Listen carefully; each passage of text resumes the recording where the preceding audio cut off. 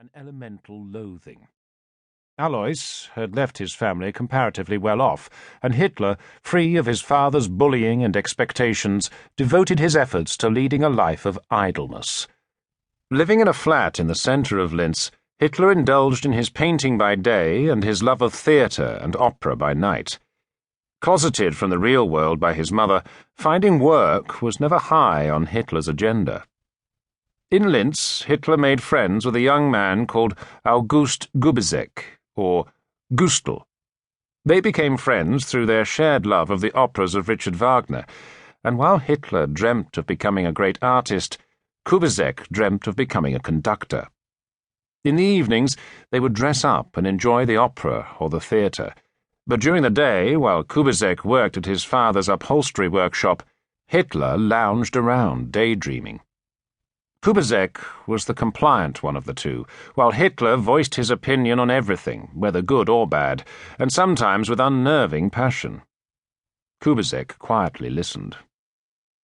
Kubizek noted how Hitler fell in love with a girl called Stephanie, but despite his overbearing arrogance in all other matters, he was too painfully self-conscious to try to strike up a conversation with the subject of his affections. In early 1906, age 16, Hitler visited Vienna for the first time. Staying only 2 weeks, he returned to Linz, which now seems small and provincial in comparison.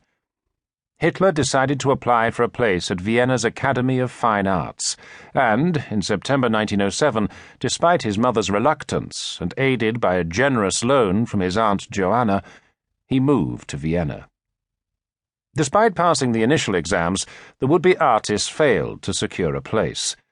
Of the 113 applicants, only 28 passed, so there was no shame involved, but Hitler saw it as a failure, and it struck him like a bolt from the skies. His examiners encouraged Hitler to concentrate on architecture instead. Before Hitler left for Vienna, he and his sister Paula had learnt of their mother's breast cancer. Towards the end of 1907, Hitler received word that his mother was dying. He rushed back to Linz and nursed her devotedly through her final days. She died on the 21st of December, 1907, aged only 47. According to his mother's Jewish doctor, Edward Bloch, Hitler was with her as she died. "I have never seen anyone," wrote Dr. Bloch later, "so prostrate with grief as Adolf Hitler." Later, Hitler presented the good doctor with one of his paintings. In Mein Kampf, Hitler wrote of his parents, "I had honored my father, but loved my mother." Hitler worshipped his mother, and she was perhaps the only person he ever loved. Following her death, Hitler's contact with his family rapidly dwindled. Hitler returned to Vienna in February 1908, but found that he was missing his only friend Kubizek. He wrote to Kubizek's father to ask him to allow his son to join him in the city, from where he could pursue his ambition to become a conductor. Kubizek Sr., who hoped that his son would follow him into the upholstery trade, reluctantly gave in. On the 22nd of February, August Kubizek arrived in Vienna to be reunited with his friend. Kubizek applied for a place at the University of Music and Performing Arts in Vienna, and was immediately successful.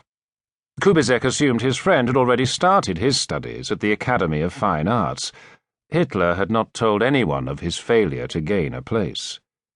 Eventually the truth came out, and Hitler, beside himself with rage on telling of his lack of success, blamed everyone but himself.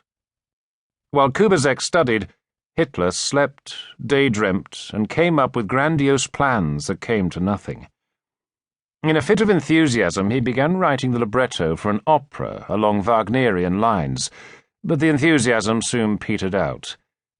In October 1908, Hitler applied again for a place at the Academy of Fine Arts, and again failed, this time at the initial stage. Again he kept his failure to himself.